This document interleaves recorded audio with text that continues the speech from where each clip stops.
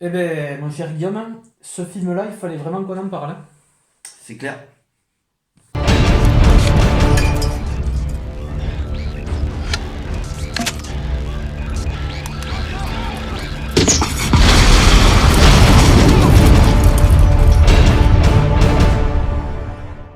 Bonjour Bonjour tout tout le le monde monde. et bienvenue sur The Judgment Film.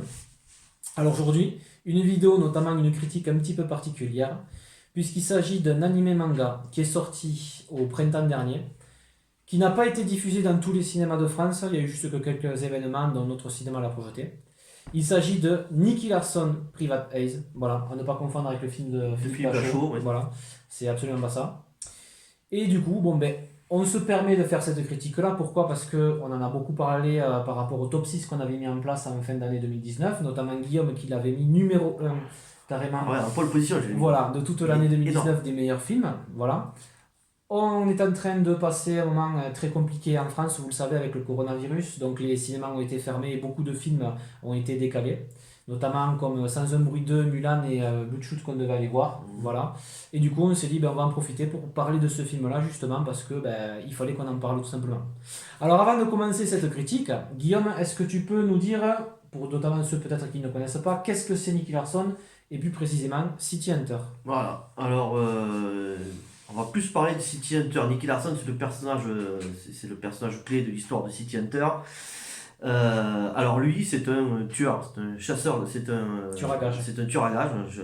Et du coup, il est payé pour assassiner les personnes qu'on va lui mettre. Alors, c'est un énorme pervers, il aime beaucoup les filles, donc du coup, il fait en sorte, et c'est un principe, de ne défendre que les nanas qui ont besoin. Voilà. Il est accompagné de Laura, qui est la fille de son meilleur ami avec qui il avait monté son organisation de chasseurs de primes, qui a été assassinée dans ses bras. Et du coup, il protège sa fille. Et bon, on comprend bien, pour ceux qui connaissent le manga, au fil des choses, et qui vont tomber amoureux tous les deux. Voilà. Mais c'est un expert en armes, un expert sur le terrain total, c'est le numéro un. Il travaille en commanditation avec la police, tous ces trucs-là et tout, mais bon, lui, il est très neutre là-dessus, il se débrouille seul, mais c'est l'expert total. Même la police va lui faire appel à lui de temps en temps, parce que c'est vraiment le crack de chez crack, quoi. Voilà. Donc, et à chaque fois, il va y avoir des organisations gouvernementales qui vont vouloir tuer un PDG pour ça, ou la fille pour pas qu'elle ait les droits, pour pas qu'elle ait d'héritage, ou des trucs comme ça. Donc lui, à chaque fois, il va défendre et arriver à déceler l'organisation. Sachant qu'il accepte uniquement de protéger que les Que les filles. filles, voilà. Voilà. Voilà. Oui, c'est son point d'honneur, ça. Il ne veut absolument pas. Voilà. Ce qui occasionne des fois des problèmes financiers et tout ça, parce que des fois, il n'a pas assez de cas à défendre et du coup, ça entraîne des problèmes financiers. Alors, la série est vraiment énorme, parce que ça alterne. On le prend jamais au sérieux. Parce que les trois quarts du temps, il est tout le temps en train de déconner, de draguer les filles, il est pervers à fond la caisse, il a des soutiens-gorge dans sa poche, tout, tout, et tout. Tu te dis, un petit peu comme ça, peut pas me défendre, peut pas me protéger. Et la transition, dans les moments où il faut qu'il devienne sérieux, même quand il est pas sérieux, il a toujours tout calculé, tout repéré, et tout ça, c'est exceptionnel par rapport à ça. Quand il devient froid, sérieux, et que là, faut plus rigoler, qu'il prend son 357, et que là, c'est fini, la déconne n'existe plus, il est vraiment dans le vif du truc. C'est un expert total. Et la transition quand il est en train de faire le taré, et la transition quand il est sérieux et qu'il est opérationnel, ça te glace le sang. C'est un des meilleurs mangas qui existent. Et moi, pour moi, c'est vraiment mon manga préféré de tous ceux que j'ai vus jusqu'à maintenant. Et même si j'aime beaucoup DBZ, Senseiya et autres, franchement, Nicky Larson, il m'a procuré des sensations qu'aucun autre manga m'a procuré. C'est vraiment génial. Donc, le Privatize qui est sorti, animé manga cette année, qui n'a rien à voir avec la série, mais c'est pas que ça n'a rien à voir avec la série. Ça pourrait être un épisode de la série en fait. Il est décalé, ce film-là. Il y a tout ce qu'on a aimé dans Nicky Larson, on l'a dans ce film en fait. Une histoire de fou, tous les ingrédients qu'on a aimé dans la série, que ce soit humour, que ce soit violence, que ce soit tout ce qu'on voudra, tout y est. Et moi, ça faisait longtemps que j'avais pas eu un film aussi bon que ça, quoi. Parce que l'histoire, le propos, tout est excellent. Je me suis régalé de bout à bout, moi.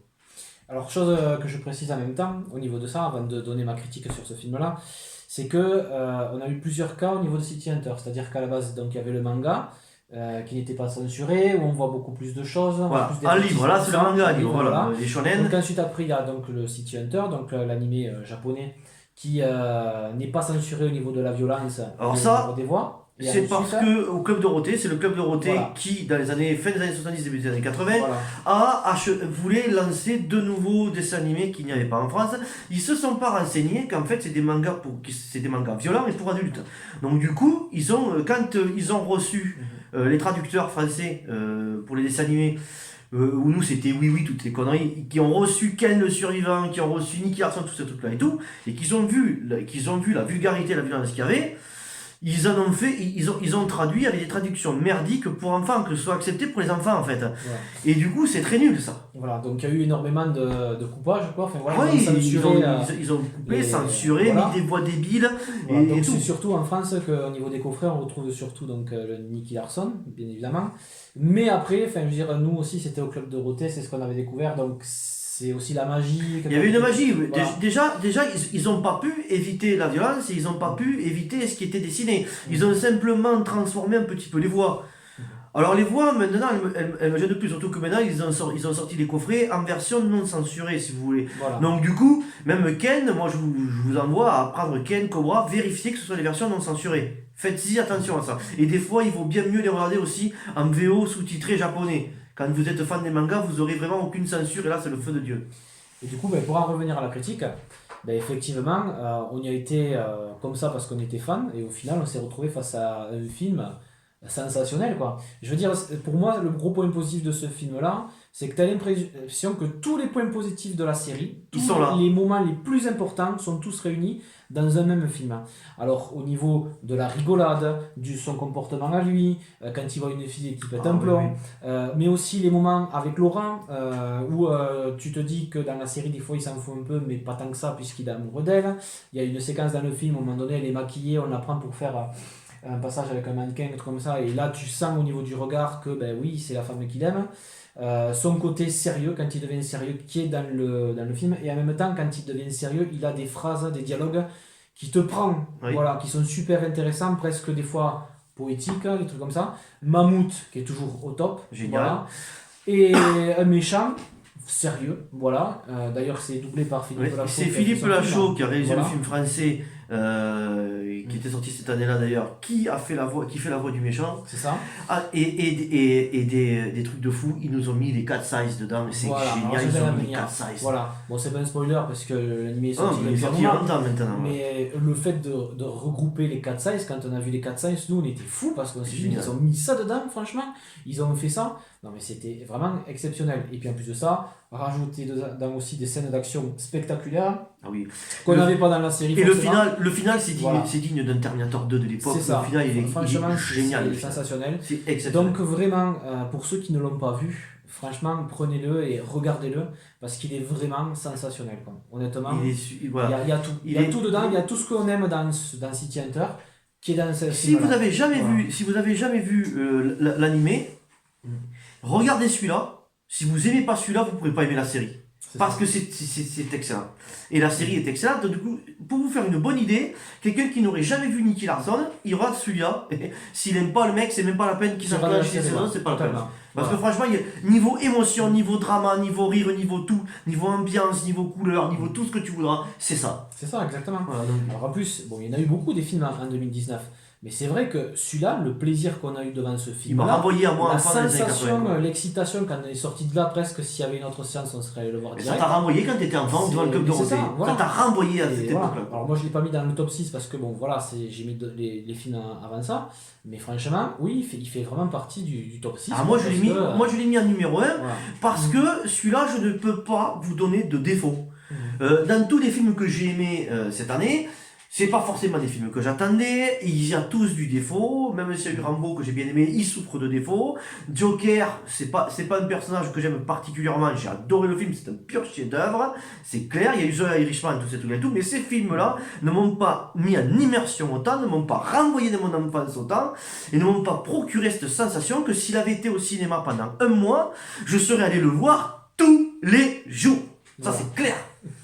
Ah, je me serais habillé comme lui et tout, ça c'est clair. Parce que ce film-là, il m'a renvoyé mais complet en arrière, quoi. Ah, c'est clair. Et j'attends qu'il nous fasse un Ken, un Cobra, un Goldorak, un Senseiya comme ça. Parce que le Senseiya qui avait été fait en image synthèse, c'était une bouse mais ancestrale. Ah, non, donc mais voilà. c'est clair. Voilà. Et si c'est pour qu'ils nous fassent des Dragon Ball Evolution, c'est pareil, c'est pas la peine non plus. Ça c'est clair aussi. Voilà. Voilà. Mais ça, vraiment génial. Mais vraiment, voilà, on vous conseille vraiment de le voir pour vous en faire votre propre avis. Parce que ce film-là, cet animé-là, il était vraiment top. Vraiment top, Donc top, top. voilà les gens, et surtout par rapport au Covid-19, bon, ouais, on essayera quand même d'alimenter la chaîne comme on peut, en faisant Voilà. peut-être des rétrospectives. Voilà, c'est ça. Il faudrait vraiment que je me bouge à lire, à finir Le Seigneur des Anneaux, et que je puisse vous faire, comme je vous avais dit, parler un petit peu des différences entre les films et le livre. Il faut absolument que je me bouge, il me reste 200 pages, mais je stagne parce que je suis passé complètement à autre chose. Et voilà, peut-être je voulais faire peut-être une rétrospective sur Walking Dead. Voilà, et puis nous on essayera de voir ce qu'on peut faire. Parce que Walking Dead, franchement, il faut que j'en parle. Parce qu'il y a des saisons qui sont vraiment trop en dents de scie, des très excellentes saisons et des saisons très mauvaises. Il faut vraiment parler de l'avenir de cette série. Je le ferai, je pense. Puis on va voir quoi. Enfin, on le fera, je suis dans la sécurité, c'est pas dit que je sois confiné. Donc si je suis pas confiné, j'irai bosser. C'est pas dit qu'on puisse en faire autant. Mais on verra bien. Donc voilà, n'hésitez pas, donc, si vous avez vu Nicky Larson, Private Eyes, à nous laisser des partager. commentaires pour nous dire si vous êtes d'accord avec nous ou pas, à partager la vidéo, à vous abonner à la chaîne si vous aimez ce que nous faisons. Des petits pouces bleus. Voilà. Et surtout vous abonner, c'est gratuit et nous ça nous aide. Voilà. Et on vous dit à bientôt, nous, pour une prochaine vidéo. Et on peut pas vous dire quoi parce que du Voilà, coup, exactement. l'avenir nous le dira tout ça. Voilà. Sur ce, eh bien, à bientôt tout le monde. À bientôt. Ciao. Ciao. Hasta la vista, baby.